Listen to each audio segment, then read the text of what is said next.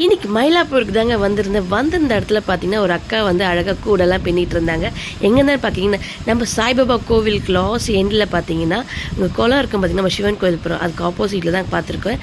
பார்க்கும்போது சூப்பராக இருந்துச்சு. இது நம்ம ட்ரெடிஷ்னல் தான்.